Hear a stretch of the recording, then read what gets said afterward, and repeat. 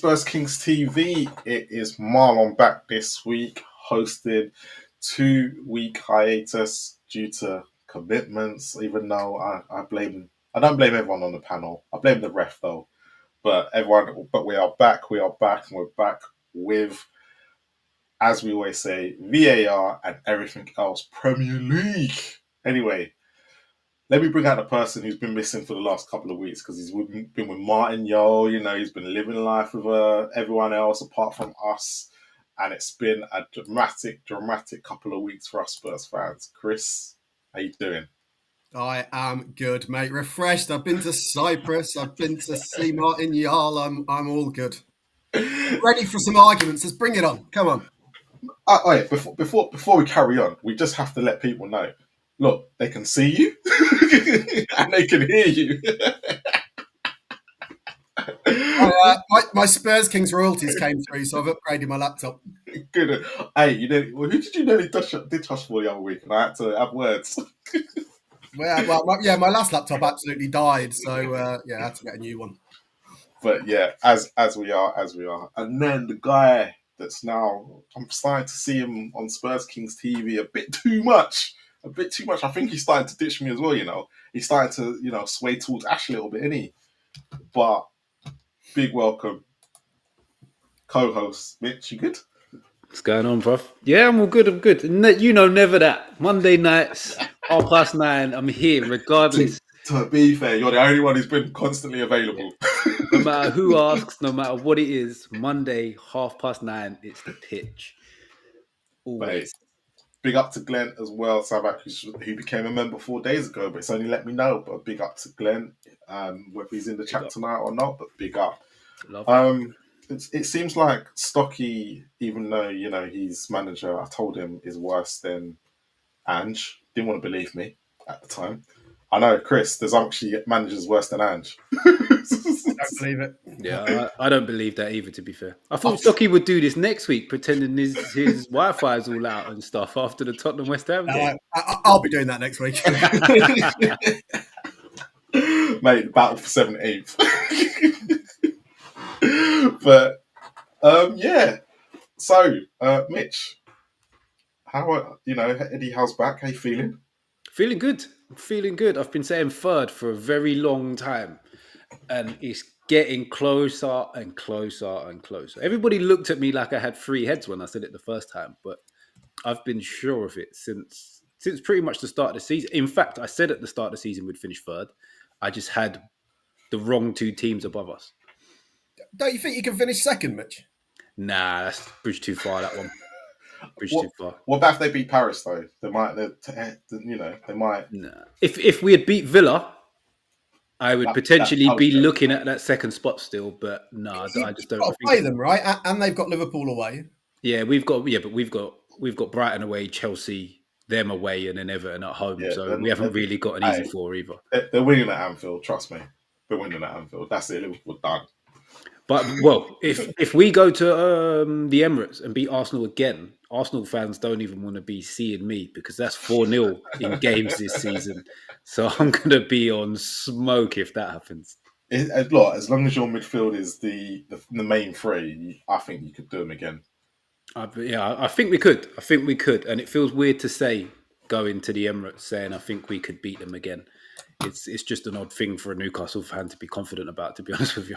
Yeah, but they've drawn so many games. Look, this has been the biggest problem that I've had with them this year, and I don't think they've been as good as last year, because they've drawn way too many games. Way too many.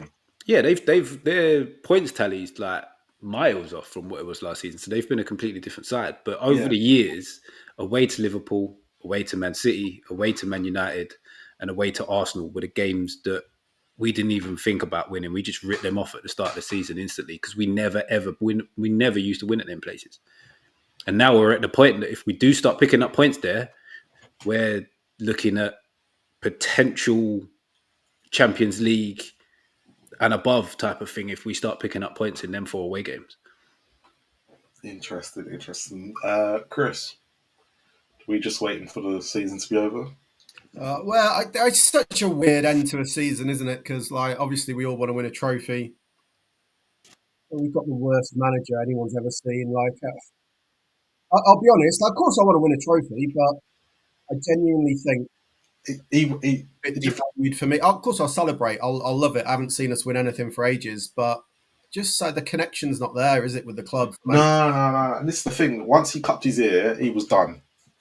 He was done. It's never been the same since the Manchester City game last year. I think the disconnect. It wasn't about him wanting to win it. He didn't just need to come out and say what he was saying.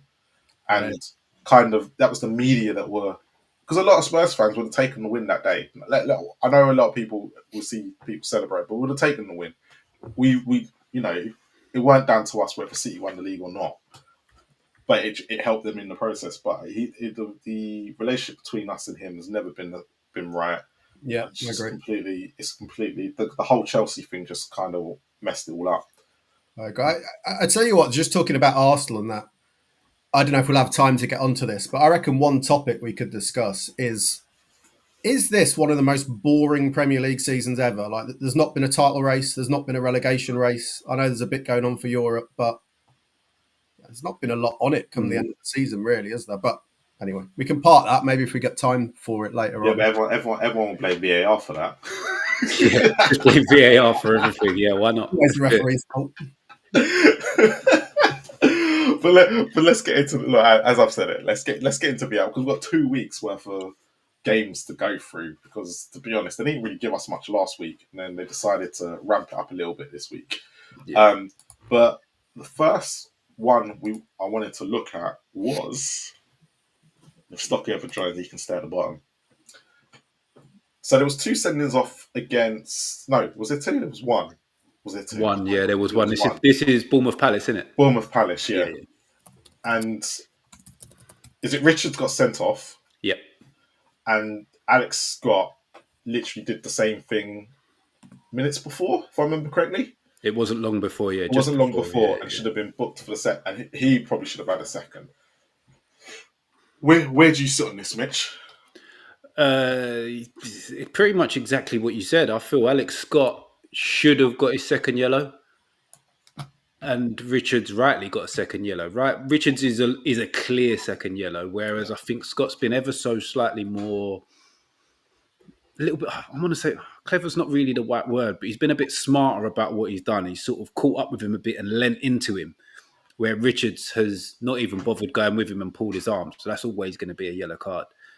So, but I do think they're both yellows because Sarr's breaking away one more touch and he's potentially getting a shot on goal. And we saw yesterday what he can do from that distance. So to nudge him in the back from there and knock him over should really be a yellow card. Yeah, I'm the same. I thought Scott should have been sent off as well.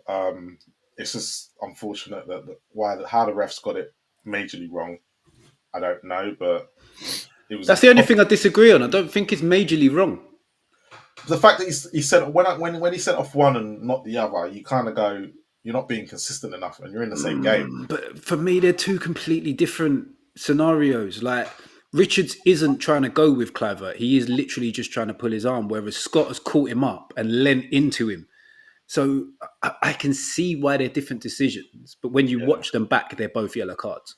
I would say Scott is sort of 60% of the time you probably get a yellow, 40% you don't.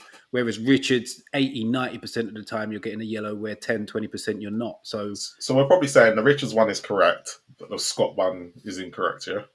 Yeah, that's what I would say watching it back. But the Richards one is literally clear as day. He should always be getting a yellow card there. Where Scott is, depending on what angle you're looking from, you might get a different decision. It's quite interesting with the Richards one because we have an incident that happened this weekend, quite similar, which we'll get into. But Chris, I don't know if you can remember this. I just googled it, so I'm fine. Yeah, I can remember it. Just got it on my other screen there. Yeah, I don't disagree, really. This might be the only time I don't disagree with Mitch tonight, possibly. But a preview of forthcoming attractions there. Yeah, I think Mitch has called it pretty accurately. The first one, I think they're both yellow cards, but the first one, the problem when you've got these situations is when you foul someone who's ahead of you, it's not always necessarily a yellow card. Mostly we see it. But it kind of depends on the attacking opportunity that's being denied because they're never being cautioned for the severity of the foul, right? They're never cautioned for that. It's always about what the attacking opportunity is.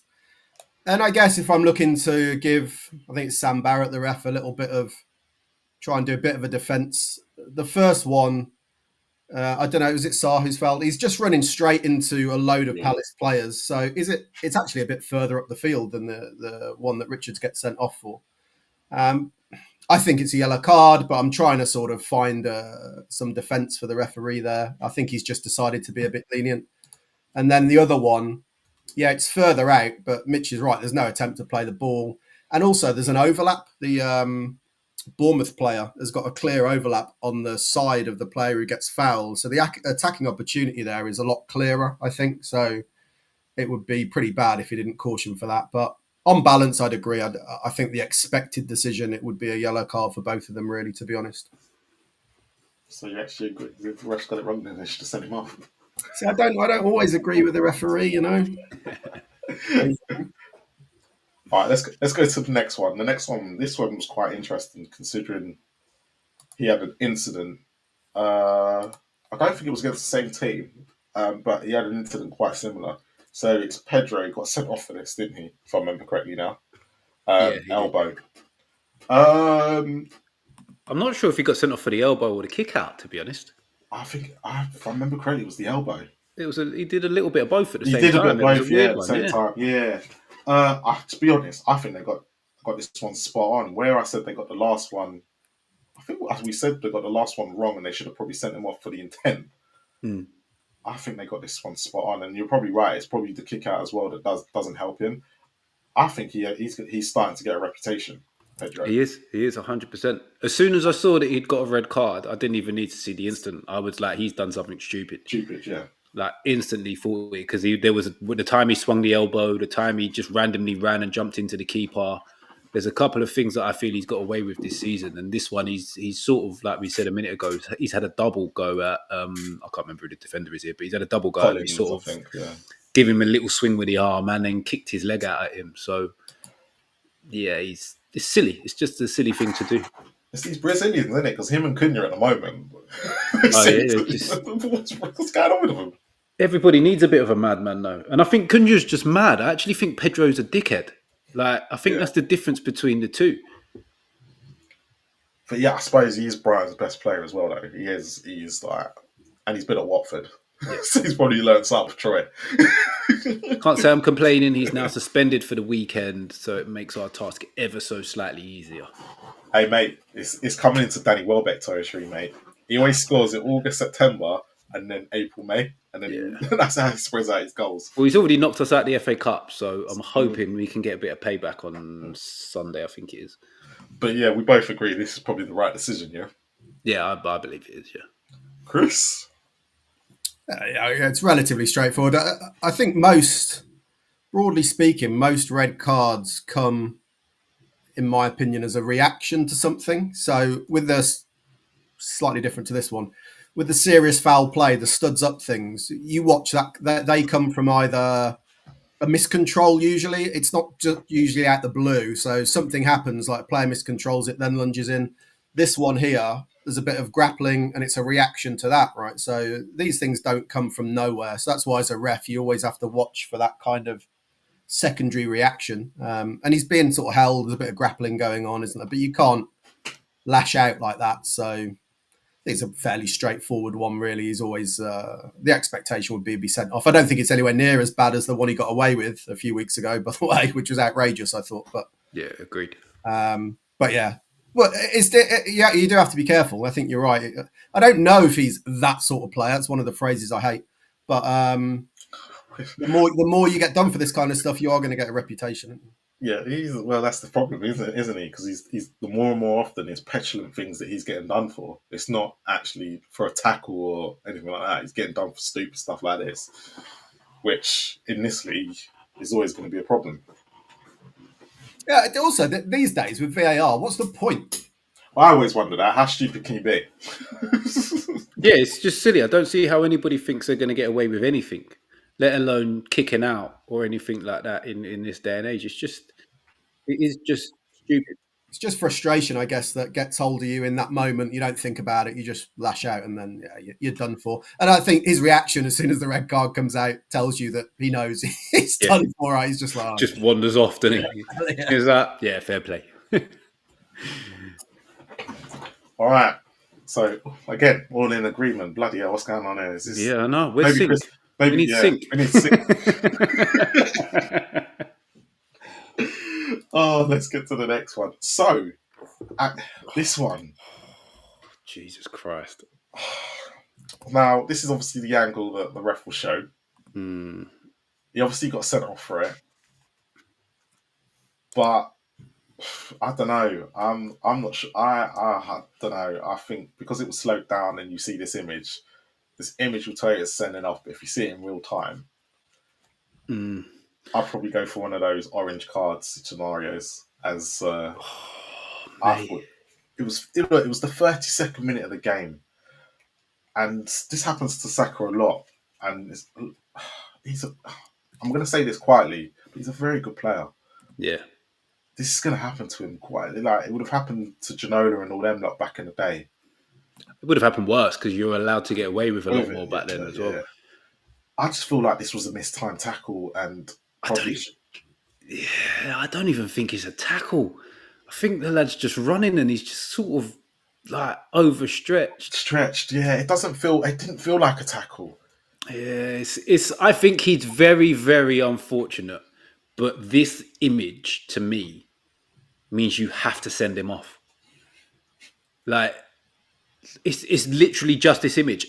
If I hadn't seen this image, I'd probably be in the boat of, you've kind of got to go yellow. But as soon as you see this, you're like, he's got to go. He's got to go. And that's the problem. But actually, when you see it in real... And this is the problem. When you see things in real time... And look, it's not because it is Saka. I'm not going to sit there and say, I'm saying this because it's Saka. And that I don't think it should have been sending off. I think there's a lot of scenarios to this. The timing of the game... and I don't think it was a bad tackle when you saw it in real time. That's the issue. But as soon as I saw this, I went... That's the thing. Yeah. For me, as soon as a tackle makes me do that, I think, crap, that's a red card. And it's just so unlucky for him because he hasn't gone to... I genuinely don't even think he's meant to go anywhere near him. No. He's misplaced his foot and it's landed on Saka's ankle, and Saka's ankle's rolled in the way that it's rolled. So all of that put together, it's just so unfortunate. But it's one of them. But he got up from it. It's the thing. In this situation, I'm going, well, could it be that much of a bad tackle before he walks off the pitch still? Yeah, but you look at his foot in this picture and you're like, he got up from it, but he's lucky to get up from it. He's lucky. Yeah, he probably is. To be fair, he hasn't really had a good game after this. So maybe he is feeling it. Yeah, potentially, yeah. But if he would have got away with a yellow, Arsenal fans would have made an uproar about it. And probably Terry from Football Terrace, because he loves Arsenal when it comes to VAR stuff and referees. But apart from them, I don't know if people would have made such a big deal out of it. If it was it's Arsenal. Of course they would have made a big deal out of it. Yeah, 100% Arsenal would have done. I think if you played someone the clip that you saw in full time, they'd be like, I don't agree, it's a red. But as soon as you see this image for me, it's this image. It just looks horrible. It just looks horrible. Yeah. But you probably see this all the time, and some things are never done because they're not. But just because of the incident, I think at the time, I think Saka went down like a Saka sputtered as well. I'm not surprised because there's as much as he doesn't mean it. I think he's got most of his weight on that leg that he's caught him with, so I can see why he's gone down. Because he hasn't broken anything. It's painful like that. But it's his knee, though. See where his knee is, and where his whole leg looks odd. Maybe that's what makes him a good footballer. He can do this with his legs. He's all bow-legged. Chris, go on, because I'm still not. I'm still 50-50 on it. Well, I'll offer the case for the defence first before I then destroy the defence. But I actually think he slips a little bit.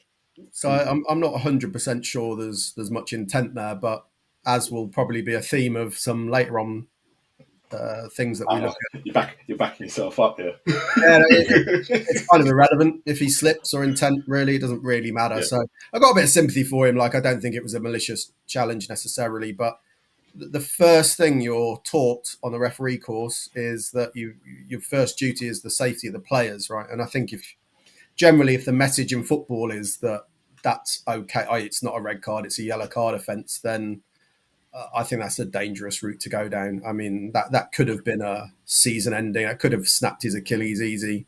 So the question really is, so you got a foul is just a careless challenge.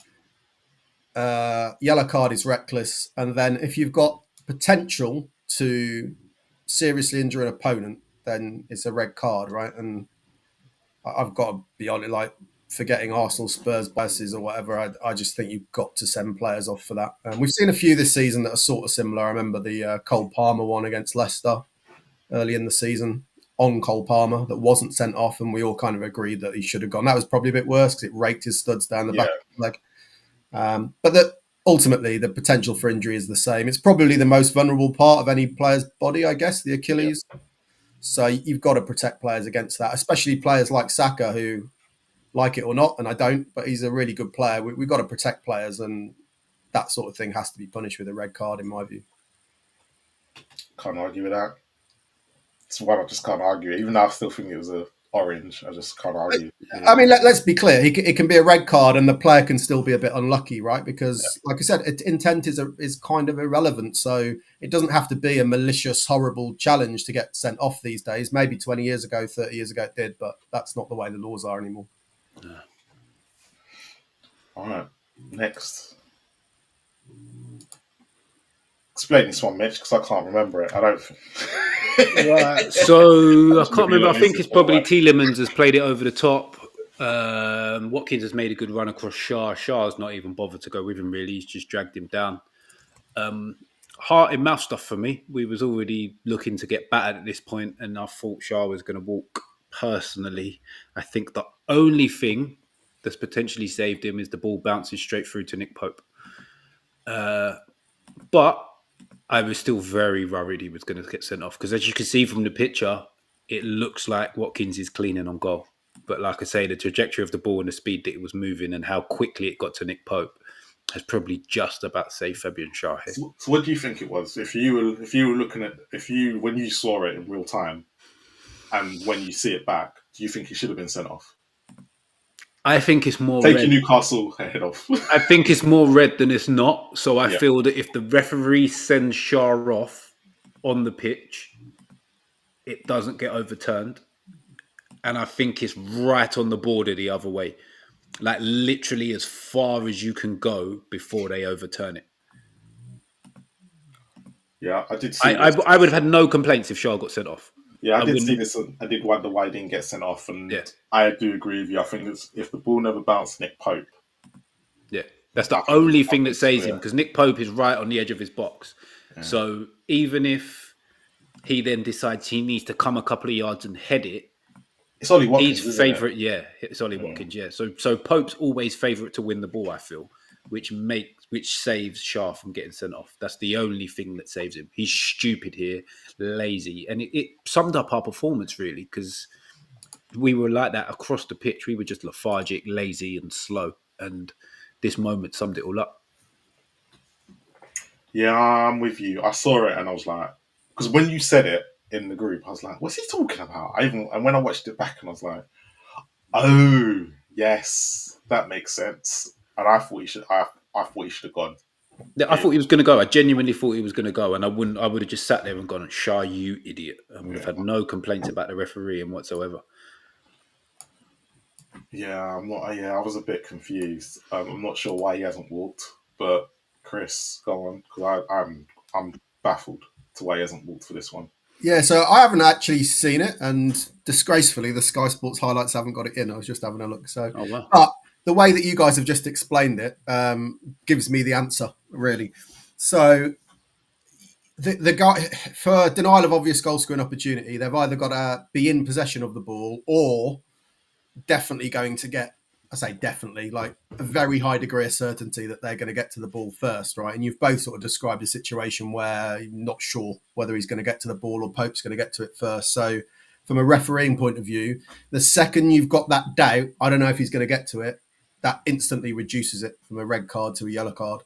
So it sounds as though the referee's made the right decision, but having not seen it, So, not that I'm the absolute gospel truth maker in whether things are right or wrong, but yeah, I can't really offer a view as such. But from the way you've explained it, it sounds like he's made the right decision. If you guys are not confident that he's getting to the ball, then it shouldn't be a red card.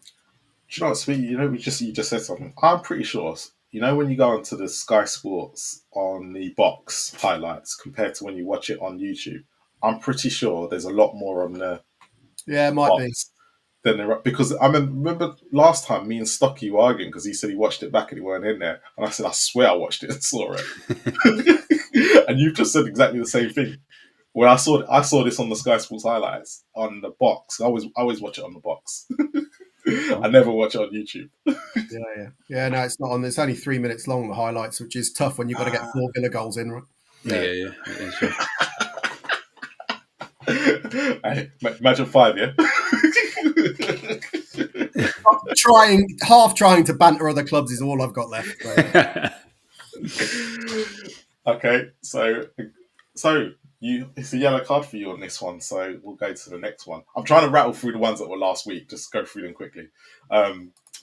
Next, Cody scores, but the decision was that this was a foul on the goalkeeper. Now, goalkeepers union, now that I'm a goalkeeper in my old age, I'll take the foul. However, there's going to be another point that we've got to talk about. So I'm going to go, I think the goalkeepers are protected way too much in certain situations. And this should have counted as Cody's goal. Leicester should have had it was clear. I don't understand what they're giving. I don't even think this is a foul. Both eyes are on the ball. Alisson just loses out. If this is Van Dijk, he doesn't get the free kick.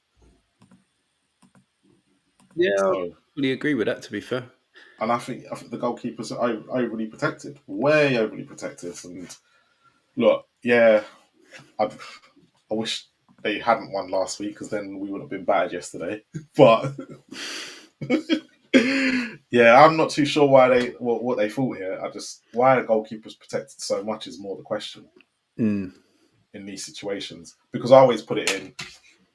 If it's a defender or an outfield player, would they have got the free kick? Probably not. No, but do you know what? I'm probably going to slightly hamstring myself here, ever so slightly. The more I watch this one, the more I understand the decision.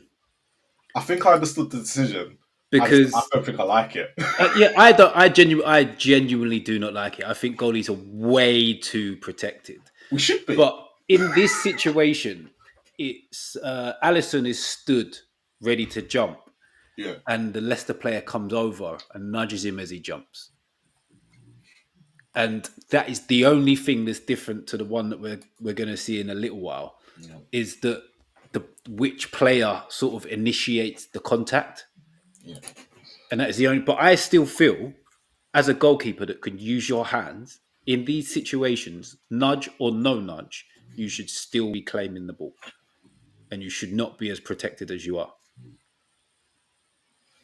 Fair play, Chris. Yeah, I've kind of got one bit of a view either way on this. I actually don't, in a way. I know we're going to come on to the Newcastle one. I don't think this is quite as bad. Like he does look at the ball. I think he's trying to sort of make a challenge for the ball, but he does also have a look at the keeper and then position himself into the keeper a little bit.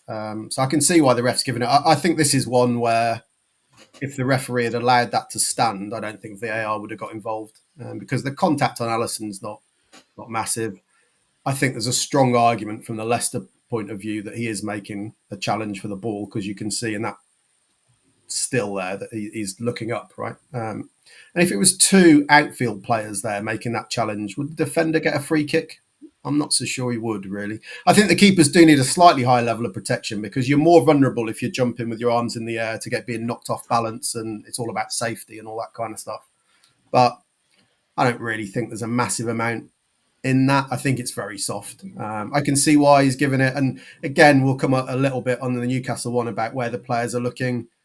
The second he looks direct at the keeper and then moves to the keeper, I think you're doing yourself no favours in the eyes of the referee, although in defence of is it Patson Daka? He then does at least look up. So yeah, I can kind of sit on the fence a little bit with it, but I do think it's soft. It's certainly, I don't think it'd been overturned if he'd have given it. I think there is a bit of overprotection here. Comes down ultimately, as we'll discuss in a minute, as to what are the intentions of the player. Is that a genuine challenge for the ball or not? They could have done with those 3 points. Down to. Oh well. Anyway, the next one is probably the most controversial one that we had to stick this in, even though it was quite funny at the time. But this is the first time all season that Manchester City have had something overturned and gone against them. Oh, is it? Yeah.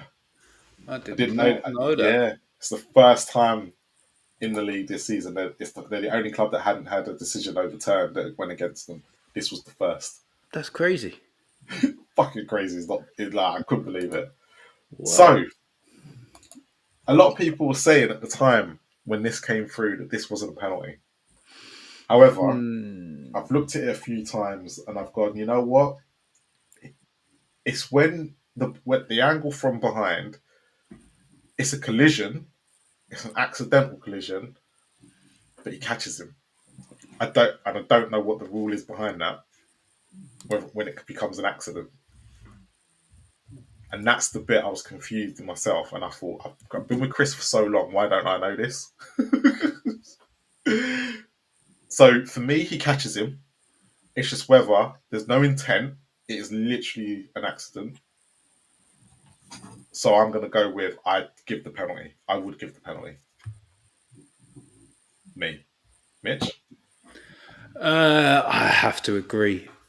At the speed that Ramsey's going, and regardless of whether it's intentional or not, or an accident, or he's trying to get out of the way, he's clearly blocked the path he's going in. Ramsey's not made any movement to make any contact with Diaz. Diaz is, I think he's tried to cut across his run and just hasn't got there in time, and then clipped his leg.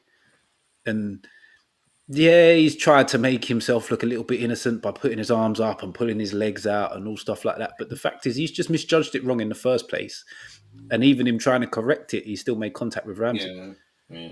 I think it's a penalty still. It's definitely a pen for me. I don't think there's really much argument from the Man City side of things here at all. I think they can't. I think if it was if they were going for the league title, I think they would have made a bigger deal out of it than they did. I just think it's circumstances at the moment where their season's been awful. Potentially they would have done, but I still don't think they've got a leg to stand on. Like, Ramsey's moving so quick here that it doesn't matter how fleeting the contact is. If it's leg to leg and you're running at full pace, you're gonna go over. There's not really much you can do when you're running at full pace. I think it's because I don't know how I feel if this was given against me.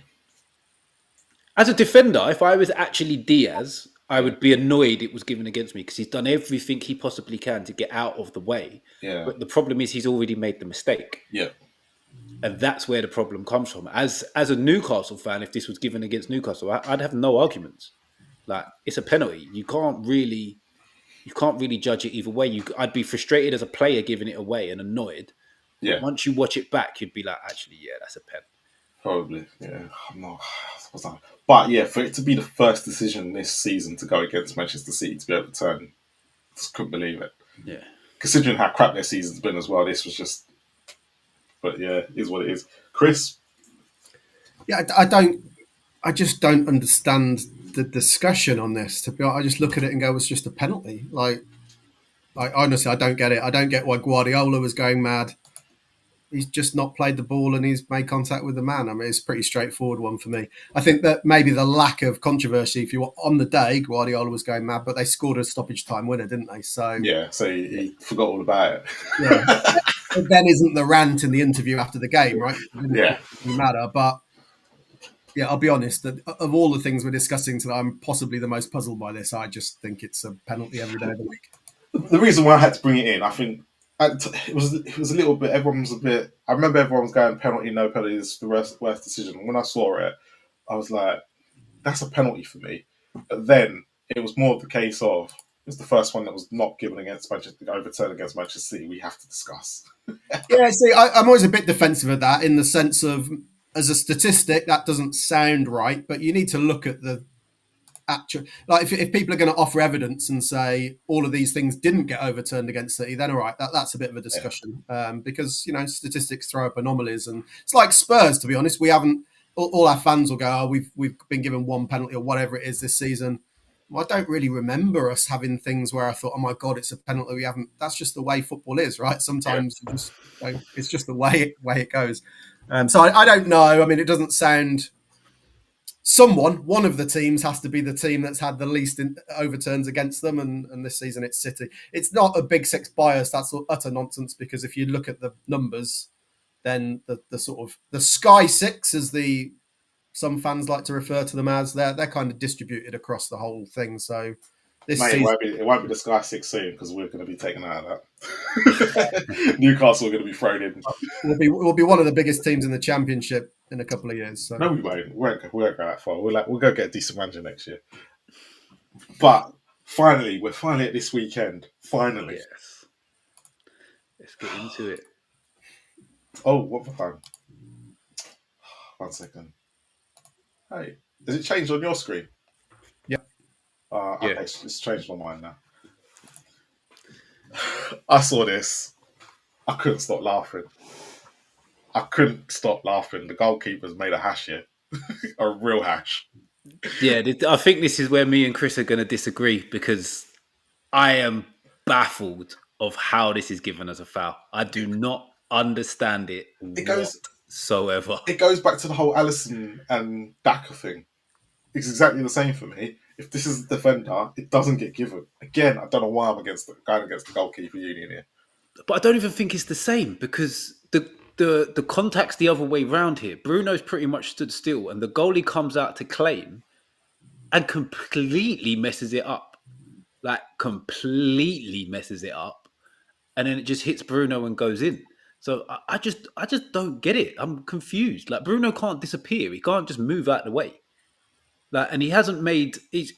the time the ball's in the air, he's probably taken 2 steps that have gone towards the goalie. But the goalie's come out to try and claim it and make contact with Bruno for me. Because where with Daka makes an attempt, you can see his eyes are on the ball, where Kamara's is just standing there. It genuinely confuses me. I think it's similar to what I said when after the cup final, that it just seems an excuse to let the goalie out from a horrible bit of goalkeeping. It's a horrible, horrible bit of goalkeeping. Chris? I think it's a straightforward one from a referee's point of view that will get given every day of the week. And I do think it will get given against a defender as well. One thing I just pull you guys up on is he's not... Hold on. I'll explain why in a second. Harry Kane did this every week. Never got given. Yeah, no, Harry Kane was good at it, but he should be given. But let's be clear, he's not just standing there. When the ball goes in the air, he's on the edge of the 6-yard box. He runs straight into where the keeper's going to go. No eyes on the ball whatsoever. And that's the key. That's why it's different. Daka's making a challenge for the ball. I think that's more arguable. I don't think anyone can argue that this is a genuine attempt to play the ball. He's not looked at the ball once. And this is a favourite of refs. And when I'm training, well, when I was training them, I don't do it anymore. But when I was training them, one of the classic mistakes that referees do when they're first qualified, the ball goes in the air and the referee does that. Well, the ball doesn't commit any offences. So you'll watch the referees never look at the ball in the air. Might have a quick glance for positioning, but they're always watching the players. And if as a player, you just look at the opponents and don't look at the ball at all, you can't possibly be making a genuine challenge for the ball. So when you say he can't get out of the way, he could have just chosen to stay where he was and not get involved. But the only reason he's gone there is not to challenge for the ball. It's to impede the goalkeeper. And because he's made no attempt to look at it, no attempt to jump, I think the referee's going to give that every single time. I think that's absolutely pathetic if they're getting that every single time, to be honest. But he's not making let's be honest, he's not making a genuine attempt for the ball. Right? He's not really making an attempt to block the goalie either. He's just wandered into a position. Right? Okay. So when the ball goes up, he just happens to go in that direction, right? Yeah, but if the ball goes up in the air and for the first couple of seconds you think, right, I'm going to win that, and then you think, actually, no, I'm not going to win that, and you just stand still when the goalie jumps into you, how is that a foul? But that's similar to obstruction, right? If I'm quicker than you and I knock the ball past you, you can't just step across me. You can't. Well, Well, he hasn't stepped across him though.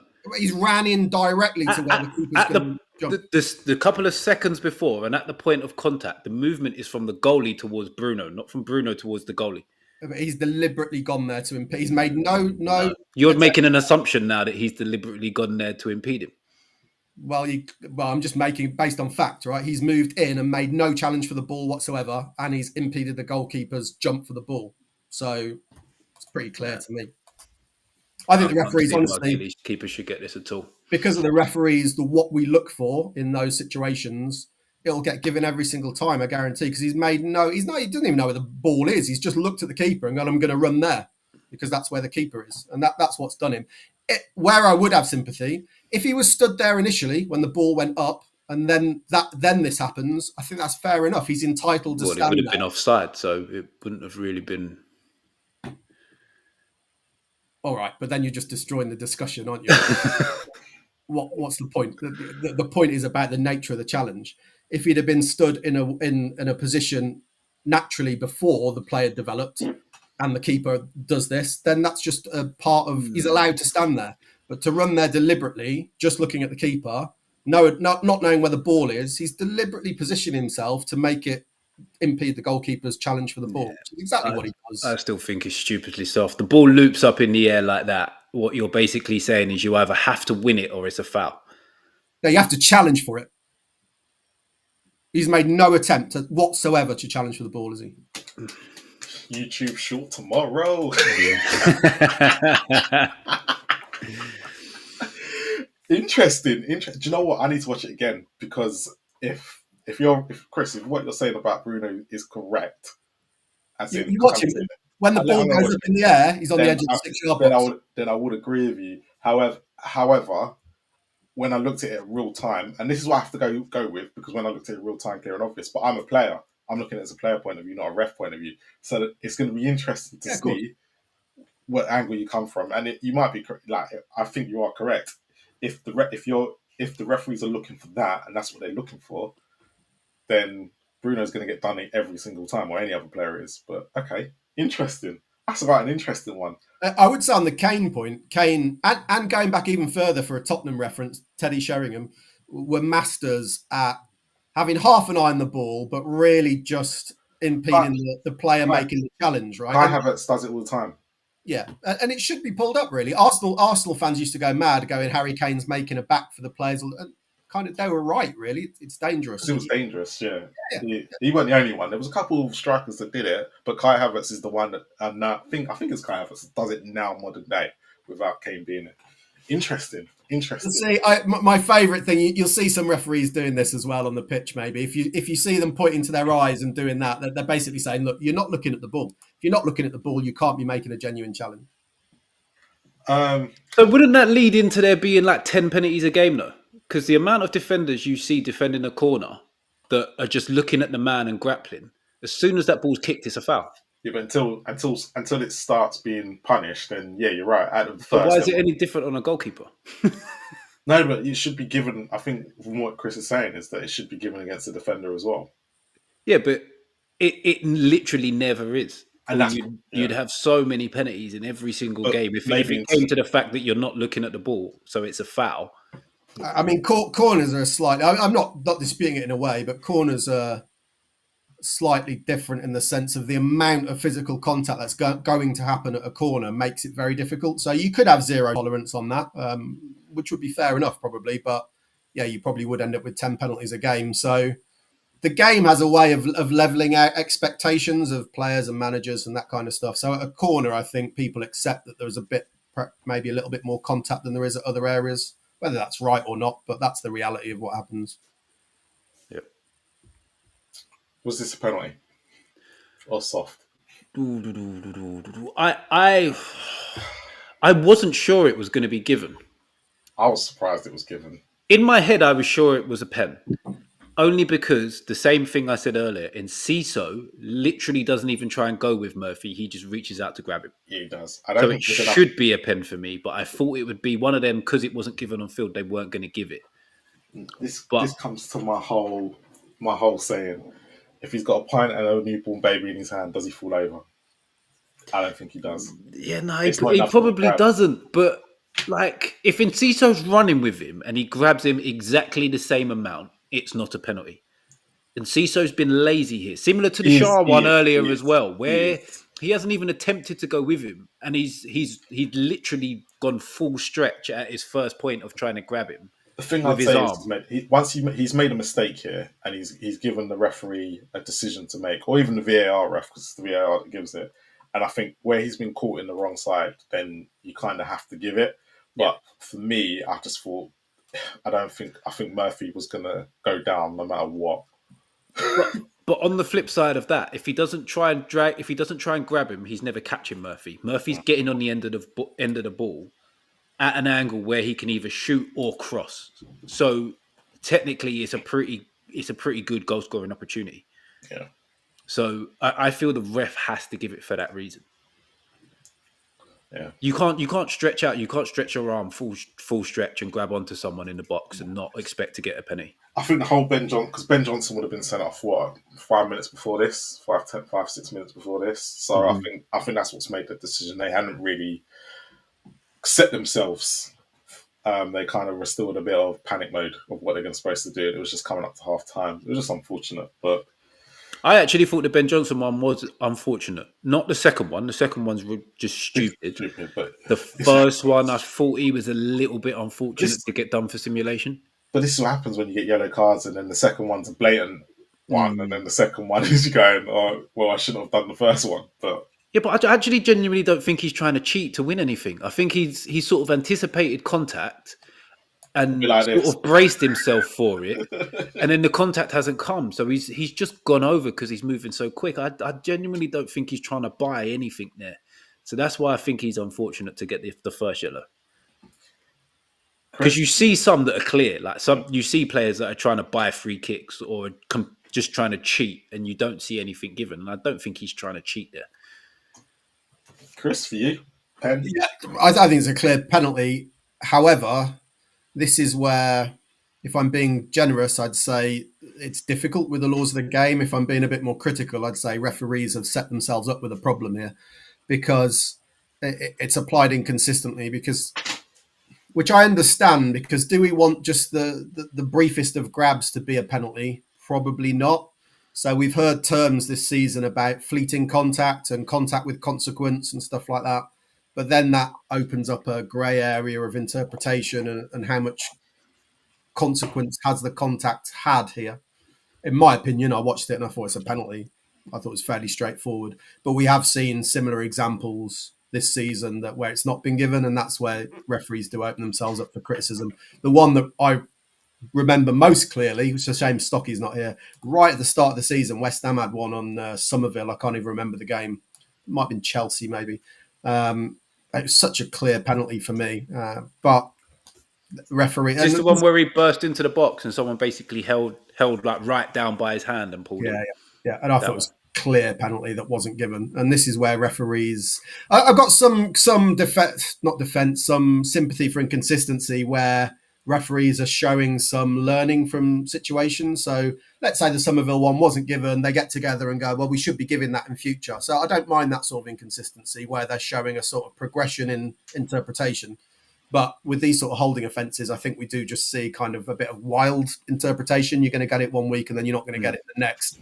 VAR might intervene, VAR might not intervene, and that leads to huge frustrations. But it is the nature of football. The only way to avoid that is to say kind of any physical contact is always going to be a penalty. And then I think it kind of spoils the game. We end up with 20 penalties a match. So I think that's inherent in football. But for me, this one, I thought was a penalty. Yeah. See the holding with consequence, Chris. Do they sort of do it at different levels depending on sort of like the pattern of play? So if Enciso's running with Murphy and he gives him a similar kind of tug, but he's right with him, do you think they'll be more lenient on that type of thing, like what he's done here, where he just hasn't tried to go with him and just reached out and grabbed him? Yeah, well, yeah, possibly. I think it's more to do with what would happen if that holding didn't take place. So if the ball's another 5 yards further ahead and there's doubt about whether the Newcastle player is going to get onto it, it probably doesn't get given. Exactly the same physical contact doesn't get given because I don't know that it's going to lead to anything. So it's probably more to do with that. But here, I think like he's in front of him quite clearly, right? He's got control of the ball. It's going to lead to something.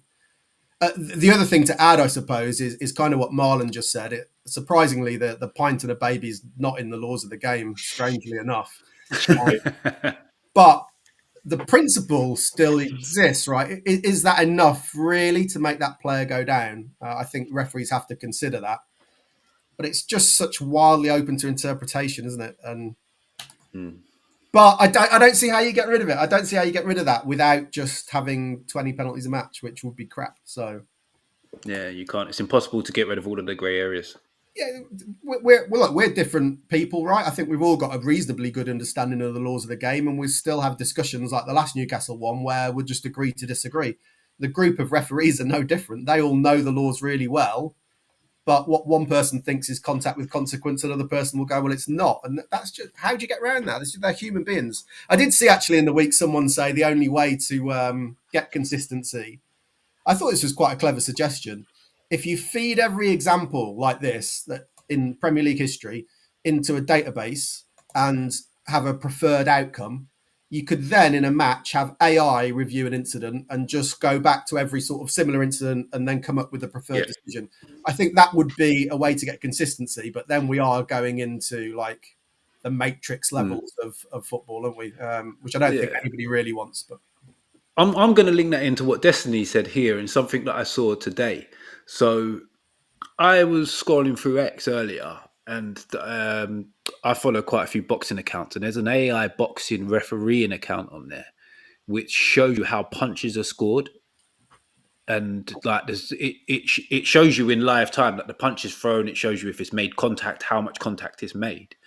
And linking in what you've just said with Destiny's point about the heat maps to show how much contact there is probably something that it might not be miles off that they start using in other sports. It might not be something they use in football, but it's potential in other sports because it's quite a clever little system looking at the video that I saw. Use it in cricket, don't they? The slickometer. It's a similar type of thing. It's interesting. It's possible. I would imagine we're quite a bit away from that because even if you'd want the technology to be like 99.9% accurate, right? And I reckon now in football, like cricket, you've got a really hard ball delivered at 90 miles an hour onto a really solid bat, right? So you're probably going to be able to detect some heat or whatever that's given off by that friction. In football, I don't think it's quite as click. I don't know. I'm not up on the technology, but it wouldn't surprise me if that is the way it ends up going. I'd be worried about it unless it was very quick and very highly accurate, which probably won't be. All right. Next. Oh. Next. Not a sending off for me. I feel, and I get why they've sent him off. And I reckon if we listen back to the audio, you can clearly see why they've sent him off. But they have clearly not seen that he has slipped over. They have not seen he has slipped over once. Not one of them has seen it. And a lot of us spotted that straight away. I don't know if it's the pressure of the game, because it is Manchester United as well, and the why is being on it, because it's how bad they are. He slipped. There's nothing he can do. He has slipped over. His foot has gone underneath himself, and that's why he is the way he is. It's just unfortunately that Batshuayi is there where he is. And it's not as bad as the Saka challenge that we had earlier with Leif Davis. We clearly saw there was intent, and he's just missed time to tackle. This, for me, can only be a sending off. And once I hear the audio, to go, they haven't seen the slip. But for me, it should never have been a red card. Yeah, I've got to agree.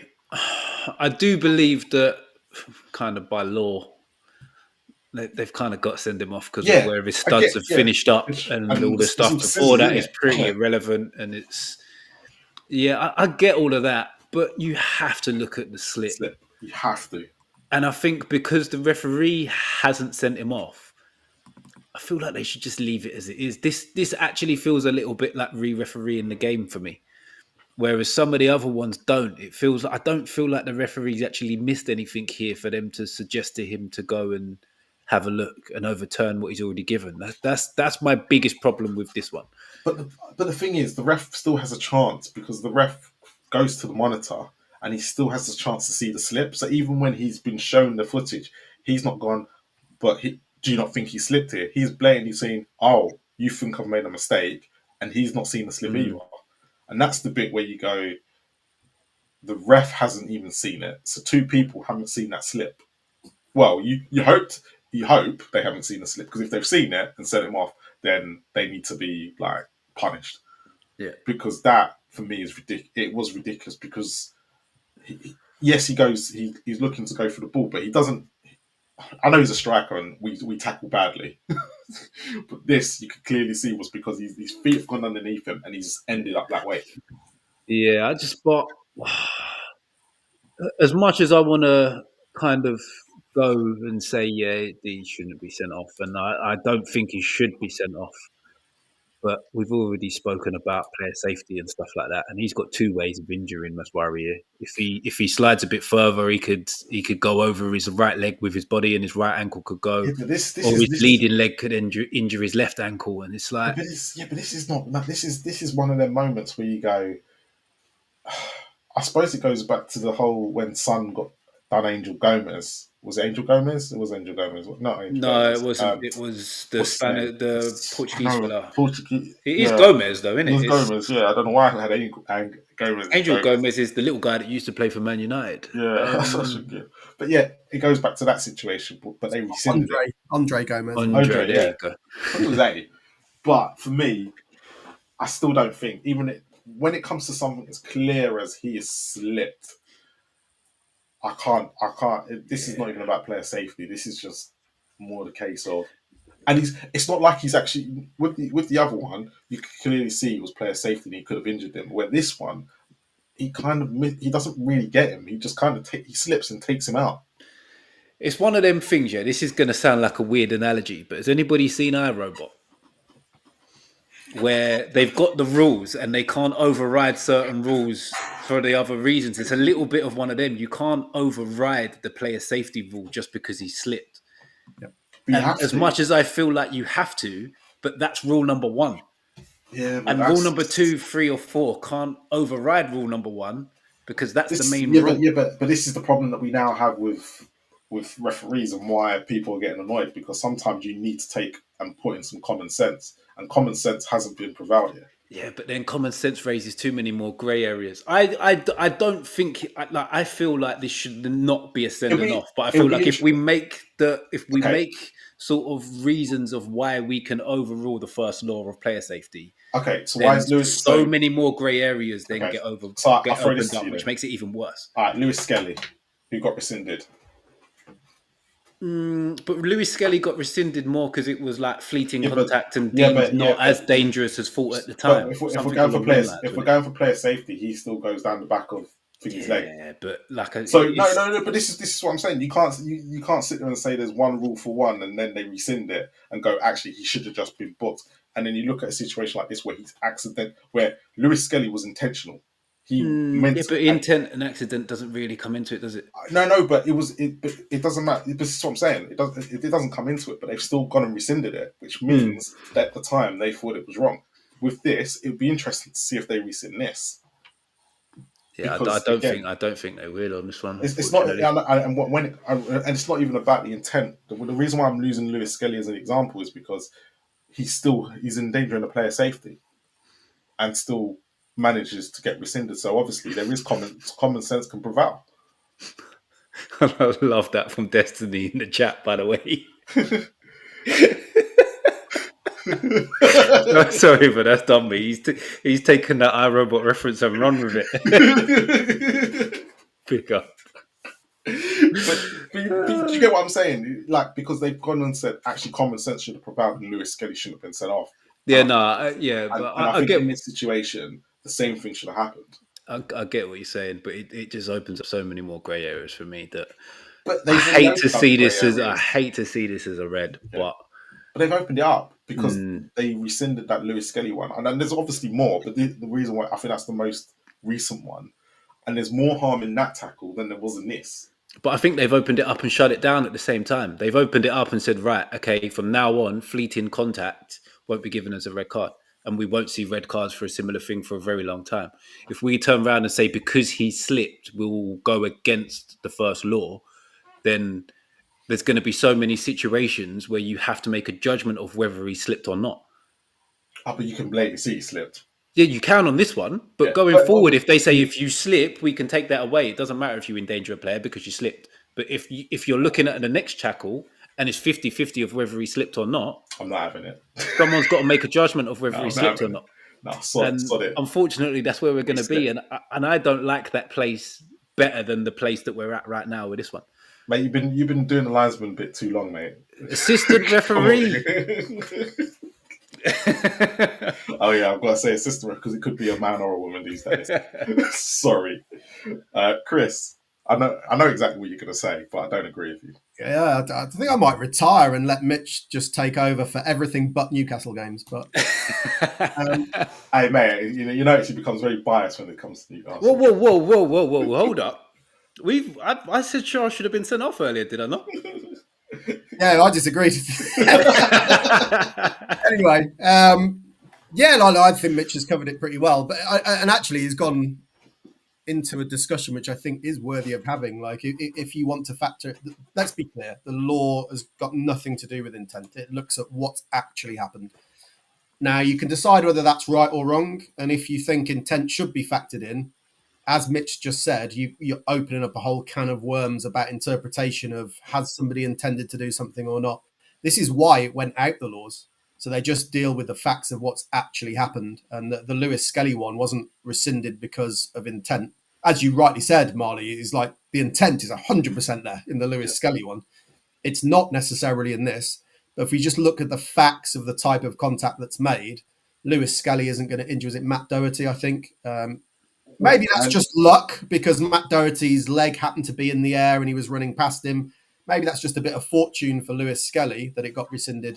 This I don't think will because he is unlucky, but he's kind of made double contact. One with his ankle with his left leg and then up by his knee with his right leg. So the potential for injury is high. So I wouldn't compare this to Lewis Skelly. I'd compare it more to the fairly infamous Curtis Jones sending off at Tottenham or the Romero one against Chelsea last season where he played the ball and then rolled over the ball into the player. Again, the intent maybe you can argue is there or not, but the contact ultimately was such that it could cause serious injury and therefore he's going to get sent off. So I understand the argument, but what I think you can't do is you can't really criticise the referee for enforcing the laws as they're written.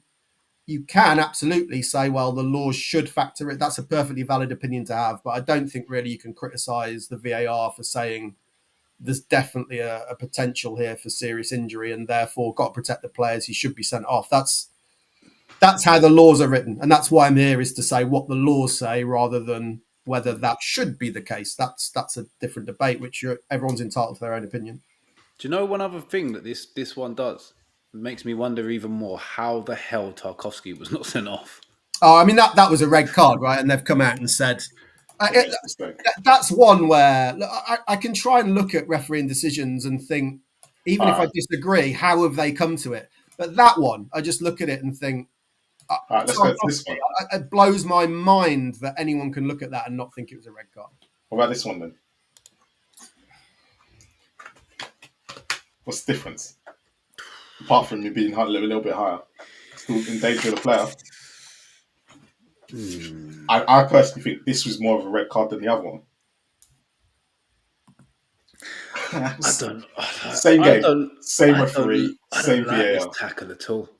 I really don't like this tackle. And I think he should have been sent off. But yet he survives, and Evanilson, who slips, doesn't. Yeah, I don't like this tackle whatsoever because he's in control of nothing. Yeah, in control of absolutely nothing. And this is endangering a player. Yeah, and I actually think where Evanilson's unlucky because he slipped and Mazwari hasn't sort of backed out of what he's doing. I believe is it Adams, Tyler Adams? Tyler Adams, yeah. I feel he's lucky here that Garnacho has absolutely shit himself and done everything to get out of the way of what's coming towards him. Because if he doesn't, Tyler Adams is walking. Yeah. And it's gone Nacho getting out of the way that stopped him getting sent off. So my question is then, because this is more to Chris, what is the difference between the two? Yeah, I hate these challenges. And we've seen Lisandro Martinez do quite a few of these over this season, last season. I think they're appalling. Personally, I think they should be red cards, but I understand why in law. I don't agree with the law. I think it should be changed. But the law is looking very much at the outcome of what happens. And again, I think Mitch is probably right.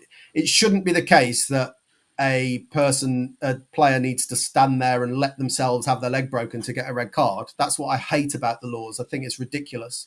Lisandro Martinez in particular has stopped a bit short here where Tyler Adams has 2-footed lunges. But it's such an unnatural and dangerous action. In my view, I think anyone doing that should just be sent off straight away. I don't give a crap about what contact they make, but that's my opinion. That's not necessarily exactly how the law is written. So I can understand why he's not sent off. I hate it. I think it absolutely should be given as a red card, but the kind of lack of significant contact at the end is what saved him. I don't think it should, but that is kind of where we are with the laws. It's one of the areas of law that I hate the most. And I just think, I look at it, probably, because when we referee and we all try to interpret the laws in the same way, but we are all different people. And I just know if I saw this on the pitch, I'd be sending him off. Probably shouldn't, because then my assessor would go, well, hold on, that's not exactly what the law says. But I think they're terrible challenges. Yeah. In that sense, morally, this is way more of a red card than Evanilson's. But I can understand why we've ended up where we've ended up. Yeah, and I think the main difference between the two, I feel like the law's a little bit wrong in both situations, but I understand why it's wrong in the Evanilson situation, and I don't understand why it's wrong in this situation at all. Like, it shouldn't be wrong in this situation, whereas I get why it's wrong in the Evanilson situation, because it just opens up too many more issues and areas where there's too much that it goes into someone's opinion of something if you change the law for the Evanilson one. This one, it should just be, it's a red card. I think possibly what saved him a little bit, like if his boots had been slightly higher, he definitely would have, like if it was ankle or above, he would have definitely gone. I think that's probably just about what saved him. But again, I really need to separate when we're trying to educate people what the law says versus what his opinion. My opinion is, I think these should be red cards, but the law perhaps allows. If I'm honest, I think there are tackles that go in where you could argue a couple of outcomes are probably justifiable because there's different interpretation. Like if it's a red card, I don't think it probably gets overturned. So I think probably you can argue yellow or red card. For me, it's a red card. In the law, I can argue as to why it should be a yellow. I just don't like it. All right. What Ryan's been waiting for, last one of the night. Here it is. It's the big moment.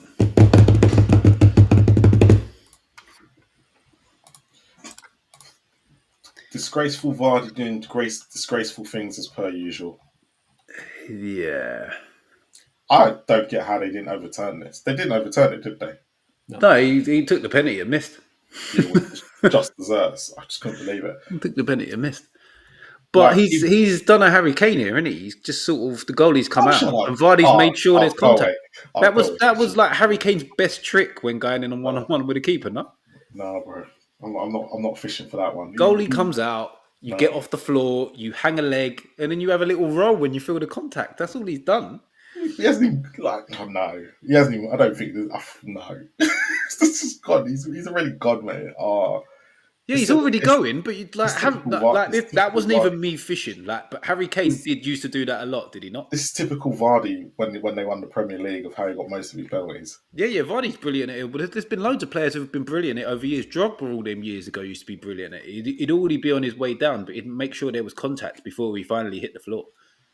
Just And couldn't believe it. that's what he's done. And as much as I don't think this is a pen, as a goalkeeper, you can't come steaming out and not get the ball. Yeah, Sarr does that quite a bit, to be fair. Yeah. I think he's played Sarr here. Yeah, he has. But you're putting yourself in a situation, as Sinclair's not here, but as he would say, he's given the referee a decision to make. And that's what Sarr's done wrong here. And Vardy's played the game very, very well. I saw it back and I couldn't believe they gave it. Yeah. I'm glad he missed the penalty because it needed to be missed for us to not talk about it as much. But this is so bad. So bad. But Chris, go on. I've only got 7 minutes. I think it falls slightly into a middle ground. So if you take the two extremes where the keeper just cleans him out, we all know it's a penalty, right? If you take the other extreme, which I would argue Ashley Young was the best proprietor of, or going back even further, Andy Johnson was very good for Palace. Oh, Andy Johnson, yeah. There will be no contact with the player and they're running that way and they stick the leg out, then that's the other extreme where it's clearly not a penalty. This one, I'm looking at it, and there's no question that Vardy sticks his leg out to ensure that there's contact. I think the question when you're refereeing it, which makes it tricky, is that contact going to happen anyway? And that's where, because Sarr's coming out and rushing into him, there's a debate to be had. I almost think, again, separating what the law says from opinion, I kind of think if you are going to stick your leg out like that, that almost, to me, should negate the fact that if you get wiped out anyway, tough because you're trying to take the piss, you're trying to cheat basically. But two things can be true, where he has stuck his leg out to and make sure he gets contact, and then he gets fouled anyway. And I think that's possibly where we are, just trying to look at it more favourably to the ref. But I mean, there's no question Vardy's trying to cheat. There's absolutely nothing wrong, by the way, if he didn't do that and he just carries. This is the question. This is what it boils down to. If he didn't stick his leg out like that and he carries on running the way he is, he can wait for that contact. There's nothing wrong with that, waiting for the contact. Would that come anyway without Vardy sticking his leg out? And I think that's the key as to whether this is a penalty or not. And that's a matter of opinion. But I hate it when players do that. It's an element of cheating. But unfortunately, you can kind of... It's like sometimes you see simulation and a foul at the same time happening. But there is still a foul, but is also making the most of it or taking the piss a little bit. And that's where we are with this. So I think was this given on field? Was this overturned by VAR? No, I think it was given on field. On field, VAR looked at it and just they left still gave it. it. Yeah. That doesn't surprise me. It's one of those that I reckon will stick with the referee on field. So I think if the referee doesn't give it, even if he cautions Vardy for simulation and says to the VAR, what I've seen is Vardy stick his leg out to make sure he's get contacted. Well, he's not wrong. So I don't think VAR intervenes in this, no matter what the referee gives, really. Yeah, and as we haven't used one of our buzzwords this week, I feel that in these situations, if the leg comes outside of the natural silhouette, then it shouldn't be a pen. Yeah, I sort of agree, but the problem is if you exaggerate Sarr here and play a different scenario where he's absolutely going to get cleaned out, then what do? You've got a player who's trying to cheat in the Ashley Young style, but you also got a player he's then gets clearly fouled. So yeah, that becomes a difficult one because you've got two offences, really, haven't you, at the same time by opposite players? So yeah, did Vardy's foot end up on top of Sarr, or did it actually get it back to the ground and it made contact that way? Because from the view that I saw, it looked like Vardy's foot ended up on top of Sarr, which was just crazy. It's that should really be a foul the other way, really, if he's standing on the guy's thigh. But yeah, it's an odd one. Yeah, he'll be back in the Championship next year anyway. Yeah, I reckon he might go to Wrexham or somewhere like that. Yeah, I reckon he'll be Wrexham as well. Rebecca needs some money, I suppose, to pay off Rooney. I'd say very quickly though, one I don't think we've got a clip for, but I thought was super soft at the weekend was the cup game where Mateta had his goal disallowed against Villa. Oh, I didn't even bother because they won 3-0. Yeah, I thought he was so unlucky. And I was so because jealous. if anything, I think he's fouled. But yeah, anyway. Yeah. There was actually a photo for it, but because I hadn't really seen, to be honest, I've not watched any of the semi-finals of the FA Cup this weekend. I was listening to Palace on the radio, and obviously Manchester City and Nottingham Forest was the same time as our game, which was odd. Wait, you chose to watch Liverpool Tottenham at Anfield?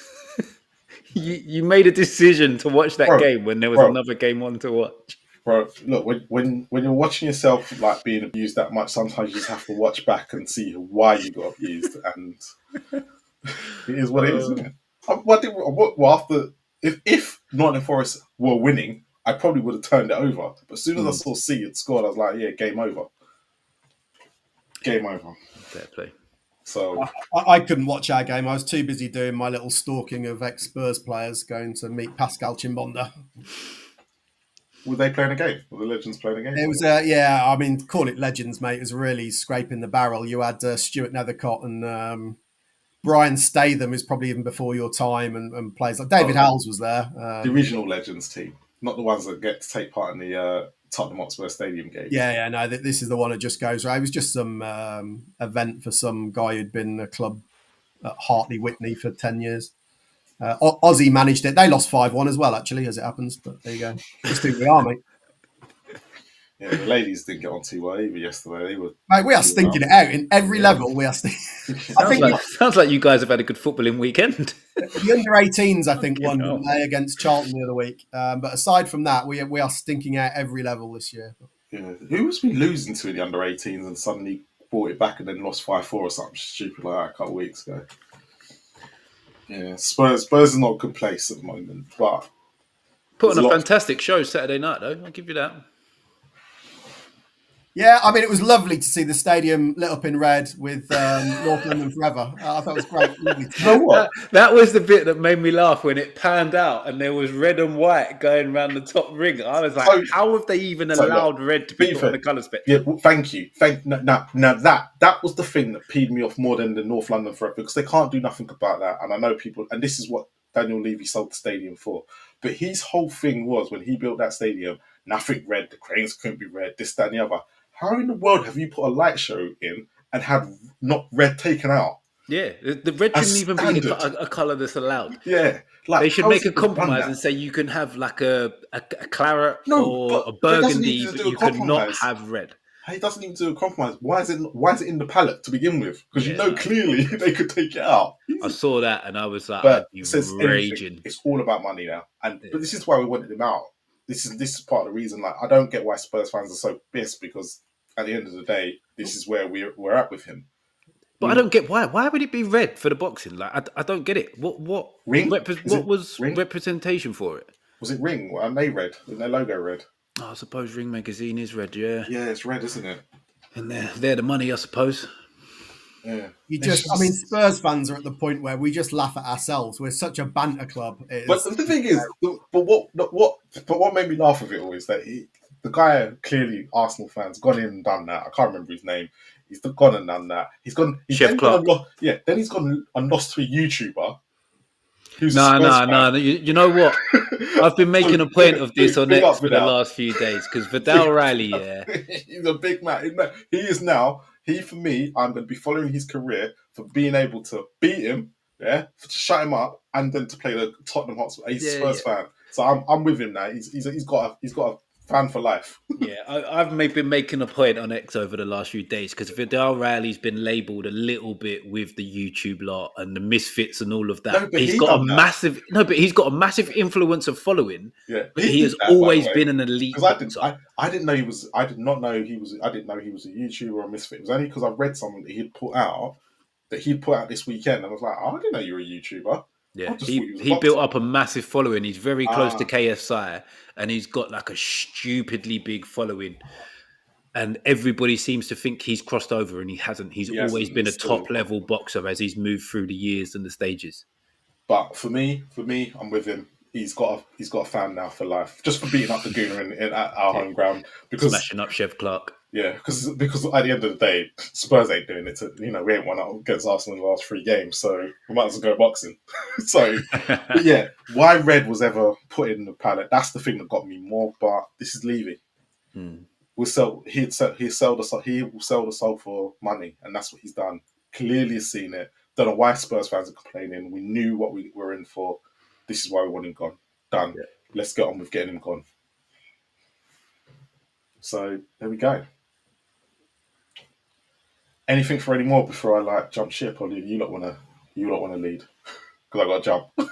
No, I think we're all good. So Chris, you're going to be with us now. You're back with Spurs Kings TV, yeah? Yeah, I'll check my other commitments, mate, and see whether I can squeeze you guys in on a Monday night. You see how it was, though, right? When he had the crap laptop and, he was making the feedback, he was not going on other channels. He stayed with Spurs Kings and all that. As soon as he got the new laptop, I can do this now, I can do that. Swar, all having a go at me. Hey, I'm the next Lubo, mate. Lubo's the king. Have you got anything coming up in the next week or so, Chris, apart from Spurs? Not that I'm aware of. Look, I don't. I'm not too fussed about YouTube, but if anyone wants me to come on, so yeah, I was on the Danalist one the other day. Occasionally, I go on Sava or Harry Scarf or something if they ask me, but I haven't got anything planned really. Normally, I'm just the last minute, like no one can come on. Is there any chance you're free? And I'm like, yeah, I don't mind that. So, but yeah, nothing coming up. Apart from a trip to West Ham on Sunday, so that'll be good to watch us lose. I'm glad. Do you know what I realised the other day? So I didn't realise we've only won 4 games in 2025. Now, listen to this. This is what made me laugh about the whole situation before we leave. So after I hadn't been to Spurs since the Liverpool game, the whole 2-1, I hadn't been to no home games, no away games. I've been to 2 games this year. And I've seen us win 50% of Ange's wins. Oh wow! If I'm not wrong, those 4 games are Man United, Alkmaar, Southampton. No. Forget the Europa League. Oh, just in the league. So Man United, Southampton, Brentford. Who else did we beat? Ipswich. Yeah. And I was at Ipswich and I was at Brentford. We absolutely stink, don't we? You couldn't make it out. I was like laughing my head off. It is what it is. And needs me. The most Spursy end to this season is to play United in the final, a team we've beaten 3 times this season. We're not playing United. We ain't winning. I'm going to sit there and say we're not playing United. I hope not. If we get through, which is still a big if, I really hope we play Bilbao because I just can't. I think I might retire from watching football if we end up playing United because we all know what's going to happen. We all know it's going to happen. The one time they need to win the trophy because theoretically, and I was listening to Sean and Johnny earlier, actually don't realise how big, if both get to the final, how big it is for both clubs. One is going to be going that way, and one's going to be going that way. Well, has got that Champions League money at least. It could potentially be a proper sliding doors moment for both teams if you get to the final because with the money that comes in when the teams that are looking to get Champions League this season, say Villa Newcastle sneak in and Forest don't make it, and neither Tottenham or Man United get Champions League, that's a big problem. It won't be a sliding doors moment for us. We've never pushed on when we have made Champions League, and we won't do it this year. Even if we might get, I think it opens us up for better managers if we make Champions League. Yeah, maybe, but what can they do? The contradiction I'm seeing at the moment in what's being put out on social media, if you believe it, if it's come from the club, is apparently we want a really high-profile manager again, but we've got to sell to buy. So what's the point? What is the point? Are we just going to be in the same old situation? But then, with your point there, you're kind of looking at going, you know what the point is? Antonio Conte had us in 4th, and we were doing the same thing. At least we're getting better results. Yeah, you need a manager who's literally going to make a silk purse out of a sow's ear. Yeah, because I look at it and you look at what Napoli are doing, and he's complained about Napoli, but they're playing more an attacking football because he hasn't got Longley. Yeah, and you're looking at it going, Spurs. I'm actually looking at it, I think it's our problem now. It's not because we didn't want Conte. We wanted Ange. I said on the Danley show, build a bloody statue of him outside the stadium. I don't get the hate for him because everything he said was spot on. Yeah. and it's because a lot of them felt it was personal at the time. But now we're 2 years in, and Andrew's literally taking us backwards. People are starting to open their eyes a little bit. It's funny on the disrespect though, because Conte actually spoke up in that rant. He says, spoke "Hold up on, the for the fans fans. pay money and Yeah. they deserve better." It was I the fans think, he stuck up for. yeah, and Ange, I think, has been quite disrespectful to the fans on numerous occasions. But the narrative seems to be that Conte's the bad one and Ange isn't. But I know. whatever. Mitch, what you got going on for the next week or so? Well, I'm chasing down Chink's Phase for the non-Tottenham fan Spurs Kings MVP. I'll be back on Spurs Kings Wednesday for the rivals. FaZe is the king, mate. He's there every week, start to finish. Bruv, start to finish. When I rocked up Wednesday and he weren't there, I was like, is he sick? What's going on? Is he all right? Mate, I think he's only ever missed 2 shows. 2. Yeah. FaZe he's supported us when that show started from day one.